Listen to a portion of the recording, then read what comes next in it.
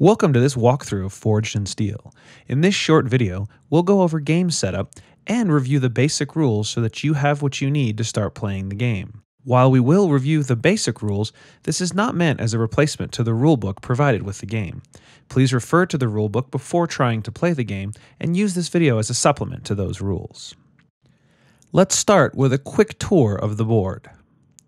The board is arranged into 5 separate neighborhoods: Northside, Goat Hill, East Pueblo, Mesa Junction, and Bessemer. It is in these neighborhoods that you will construct houses, factories, civic buildings, parks, hospitals, and commercial buildings in order to score points and earn influence in the game. Each neighborhood also has a neighborhood track with a value of 1 or 2. This is the bonus that will be applied when scoring this neighborhood in each era. On the right side of the board, you'll see the era and prosperity tracks. The era track marks the round of the game you're in, 1890, 1900, or 1910, while the prosperity tracks keep track of scoring bonuses applied to the mining, industry, and commercial sectors. Below that, you'll see spots for your cards that have been headlined: the lead headline space, which remains throughout the era, and the basic headline space, which can be replaced by additional headlines as the game is played. Beneath that, you'll see the unrest level. Cubes will accumulate here as unrest occurs in the game. When this track fills, riots will occur. In the bottom left-hand corner of the board, you'll see the turn order track and the various official roles that are available in the game. More on this in just a moment. In the upper left-hand corner are the mines, which can also be purchased and seized throughout the game. Finally, along the outside edge of the board, you'll see the scoring track. This is where you will track the victory points scored throughout the game. Now that you're familiar with the board, let's take a look at setting the game up so you can get started. First, place one of the white city ownership cubes on the lowest value of each prosperity track and on the 1890 space of the era track. You'll also place a white cube on the 1 value of each of the neighborhood tracks. Finally, place one additional white city ownership cube on the scoring track, along with a colored cube from each player. Next, randomly determine turn order and place the cubes on the turn order track. If you're playing with fewer than 4 people, start with the 1 and only use as many spaces as you have players. The player who is last in turn order will start as mayor and place one of their colored ownership cubes on the mayor roll. Before you can get the board seated, you'll need to get the decks organized. Take the cards and sort them into 3 separate decks based on their era: one for 1890, one for 1900, and one for 1910. Set the 1900 and 1910 decks aside. You won't need them until the 2nd and 3rd eras. Now we'll move on to seating the board. First, place a civic building over the city hall space. Then, in reverse turn order, each player will place 2 houses onto the board, one at a time. The player that was chosen to go last was also made the mayor for this first round. The mayor gets the honor of placing the first house on El Pueblo to officially found the town. Players then take turns placing houses one at a time on any lot that is orthogonally adjacent to any previously placed house or city hall. This repeats until all players have placed exactly 2 houses on the board. Remember, start with the mayor and do this in reverse turn order. Finally, the mayor will take 3 white city ownership cubes and place them again on any lots orthogonally adjacent to any previously placed house, ownership cube, or city hall. Next, you will deal the cards and select your hand. Using only the 1890 deck, deal 8 cards to each player. Set aside the remaining cards and they will constitute the main deck. Each player must choose 1 card and place it in the discard pile face down. Players then choose 2 cards that they will set aside to form their bank. These cards are tucked under the board or placed off to the side, and they will be used in the 3rd era. The rest of the cards make up the player's initial hands. Then, each player will select their official roles. In turn order, all players select one of the roles offered in the lower left-hand corner of the board and places one of their ownership cubes on that role. This repeats until all roles have been selected. Depending on the number of players, some players may have more than 1 role, and in fact, with a 4-player game, whomever is the 4th player and already the mayor will also select a 2nd role. Next, the player who chose the tax official role will draw as many cards from the deck as there are players in the game. From these cards, they will select one to add to their hand and then pass the remaining cards to any other player. This does not have to be in clockwise order or turn order. It is their choice who to pass the cards to. That player will then also select one card to add to their hand and pass the deck off to any other player. This repeats until every player has selected one additional card for their hand. At this point, players should have 2 cards that got banked for use in Era 3, plus 6 cards in their hand that will be available to play during the first era. Finally, you will construct your mansions. The leaders of the Pueblo could afford to build their mansions outside of the normal city service, so you're allowed to place your mansions anywhere on the board. In turn order, each player will place one mansion, again, anywhere they would like on the board. They do take up 2 lot spaces, so make sure that they are covering 2 spaces when they are placed. Now that the game is set up, we can start with a brief overview of the rules and get you into the gameplay. Since the object of Forged in Steel is to score the most victory points, we're going to skip forward and take a look at how all the different objects and elements in the game score. Scoring will be done at the end of each era. In this example, you see East Pueblo how it might look at the end of any of the eras, in this case at the end of the 1890 era. We recommend that you do scoring using the various prosperity tracks as a guide. Therefore, you would start with the mining track. The mining track is currently at 2, so you would multiply the number of mines owned by each player by the number shown on the mining track. In this example, blue has 3 mines and would score 6 points. Green and purple would each score the 2 points shown on the track.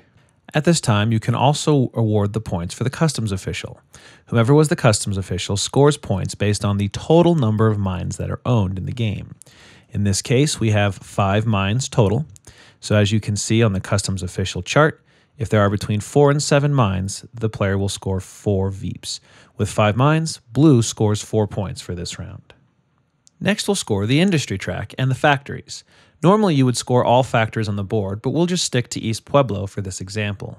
In this case, the industry track is at 4, therefore each factory on the board will score 4 points. In our example, blue is the only one with factories. His 3 factories will score 12 points. Commercial buildings, like factories, also score a bonus based on their prosperity track. In our example, the commercial track is at 3. So this commercial building scores 3, plus 1 for the park and 1 for the hospital for a total of 5. This commercial building scores 3, but it's not adjacent to anything else, therefore it only scores 3 points. If they were adjacent to mansions, they would score 2 if it was a mansion of that player's color, or 1 Veep if it was any other player's mansion. Next, you'll score the points for houses. Houses are similar to commercial buildings in the bonuses they receive for being adjacent to other buildings and structures. However, houses score Veeps equal to the neighborhood track, either 1 or 2. In this case, for East Pueblo, each house will earn a base of 2 points. Each adjacent civic building, park, and hospital will earn an additional 1 Veep for the house, while being next to a mansion of that player's color will get them 2, and being next to any other mansion will get them 1. So let's walk through and count up all the points for each player. The easiest thing to do when scoring houses is just go row by row. Count each house for its base point, plus then count each object adjacent to it that provides bonus points, and just keep a running tally as you go. For example, the red player scores 2, 3, 4, 5, 6, 7, 8, 9, 10, 11, 12, 13, 14, 15 points. The purple player would score 1, 2, 3, 4, 5, 6, 7, 8 points. The blue player would get 1, 2, 3, 4, 5, 6, 7, 8 points. And finally, the green player would score 2, 4, 5, 6 points. Finally, if you have any headline cards on the headline spaces that provide specific end-of-era scoring points, go ahead and tally those now and add them to the scores for the respective players. Now that you understand how to score points, let's go back and take a look at how each turn is played. On their turn, a player will play 1 card from their hand. These cards can either be used for the municipal muscle points shown in the upper left-hand corner, or for the event written on the card. When you use a card for municipal muscle points, you have several options. You can consult the player references to see all the various options and costs, and we'll review them here. The first option is to buy a mine or a lot. Mines cost 2 municipal muscle points, and lots cost 1. In either case, simply place a cube of your color on the lot or mine you're purchasing. The next option is to build. You can build houses, commercial buildings, or factories. To build a house, pay 1 municipal muscle and replace a cube on the board with the house. This can be anyone's ownership cube, including the white neutral cubes, and in either case, the player whose cube you replaced will score 1 victory point. If you replace your own cube, though, you do not score a victory point. For commercial buildings, the cost is 3 municipal muscle, and a commercial building must be built over a cube that is already on a completed lot. Again, the cube you build over scores a victory point if it's for another player. Finally, you can build factories. Factories cost 2 municipal muscle points, and they must replace 2 cubes that are already sitting on existing factory spaces on the board. Last but not least, you can use municipal muscle points to seize. Seizing costs 4 municipal muscle for any of the objects, and when you seize, you replace the object on the board with an object of your type. For example, with a mine, you would replace the other player's ownership cube with your ownership cube. For a house, you'd replace their house with a house of your color. Commercial and factories, you would replace the other player's ownership cube with your ownership cube. In any case, when you seize, it does cause unrest, indicated by the small fist on the player sheet. This means you'll also add a cube of your color to the unrest track. So for example, I could use the 3 municipal muscle provided by the Austrians card to build 2 houses and buy 1 lot. Remember, when you build a house over an ownership cube that isn't yours, that player or the city will score 1 VP. The other option is to use the card for its event. In this case, that would be either gain 2 lots next to a factory and place 1 house, or gain 2 mines. Well, if there were no factories on the board, I would obviously not use that for the top portion of the event unless I wanted to place a house. So instead, we'll just use it here to gain 2 mines. Once the card has been played, if the little recurring symbol is in the bottom right-hand corner, you discard that to the discard pile. Otherwise, if that symbol is not on the card, you'll put it in the box and remove it from the game. You do this whether you played the card for an event or use the card for its municipal muscle value. There are a few other things you need to be aware of when playing event cards. Some cards contain a headline, marked by the bold word headline on the bottom of the event section. If you use this card as an event, after your turn you must also place this card in one of the 2 headline spaces on the board. This card will continue to have an ongoing effect for the rest of the era or until the card is replaced. If it's the first card placed as a headline this era, it goes in the lead headline space and will remain there through the end of the era. In this case, you would score 1 VP whenever any player places or builds a commercial building, and that would last until the end of the era. If there was already a headline placed, you would place this on the headline space, replacing any card that would happen to be there. This card would then have its effect of you scoring that VP until it gets replaced by another headline card. Headline cards are also important because they can affect the events on other cards. For example, the Union Depot card at the bottom of the event says if Huddled Masses or Labor is headlined, place 1 house. This would mean that if the Huddled Masses or Labor card had been headlined currently or at any point in the game and had been placed off to the side of the board for reference, you would get to place 1 house in addition to resolving the regular event. So the Union Depot card would allow you to remove 2 houses in Northside and add a civic building in its place, in addition to increasing either the mining track or the commercial track, and having Huddled Masses or Labored headlined would allow you to place that house. Just always keep in mind that the events on the cards may break the base rules of the game. If that's the case, follow the event text to the letter and ignore the rule in the game that's being broken. Once all players have played every card from their hand, the strategy phase is over and you will move on to the immigration phase. During the immigration phase, each player will add some number of houses to the board to represent the immigrants coming into town. Count up the total number of factories and commercial buildings, and that will give you the number of houses you have to add per player. As you can see, 1 through 5, you'll add 1 immigrant, or house per player. 6 through 10 you'll add 2, and 11 plus you'll add 3. The immigration official gets the right to place his houses first, and then it will proceed in turn order. So in our case, the immigration official goes first, followed by green, then blue, then purple. Each player must place all their houses during their turn, and they must be placed on an existing cube. If a player has run out of houses or cannot place a house because there are no more cubes on the board, they instead add one of their cubes to the unrest track. This is one of the areas of the game where you have to keep a close eye, and if the unrest track hits 8, you will have a riot. Once the immigration phase has been complete, you'll move on to the Black Hand Mafia phase. During the Black Hand Mafia phase, the player that picked that role gets to take some number of houses off the board. What they'll do is they will roll one 4-sided die, and they may remove that many houses from the same block on the board. They must pick the block before they roll the die. Keep in mind, they may only remove houses on that block. Now we'll move on to the election phase, in which we determine who will be the mayor for the next era.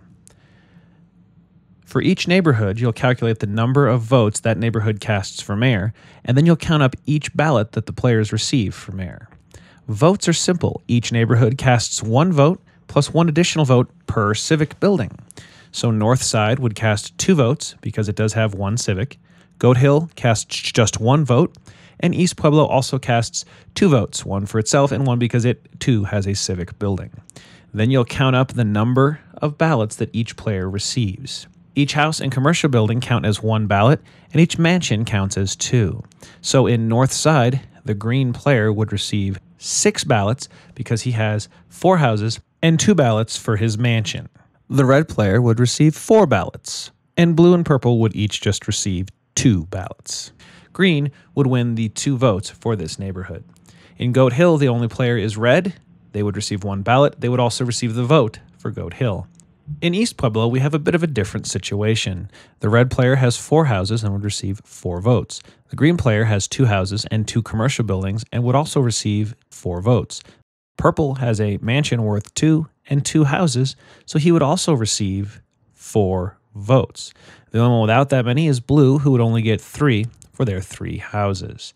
When there is a tie for number of ballots, all the tied players receive all of the votes. So in this case, purple, red, and green would all receive 2 votes for mayor.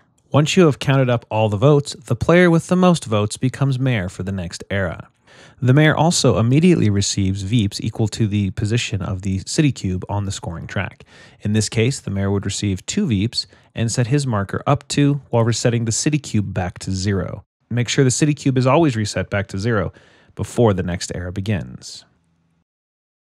The results of the election also determine turn order for the next era. The person who received the most votes, our mayor, goes last. The person who received the next most number of votes, in this case red, goes third. Third most number of votes goes second, and blue, the player who received the least number of votes for mayor, gets to go first in the next era. After you've completed the election phase, you're ready to clean up and get ready for the next era. First, take any cards that are still sitting on the headline spaces and place them off to the side so you can still reference them later in the game.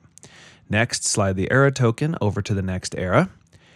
And finally, you'll take the deck for the next era, 1900 or 1910, and add them to the main draw deck along with any cards that were discarded during the previous era. The second and third era are essentially the same as the first.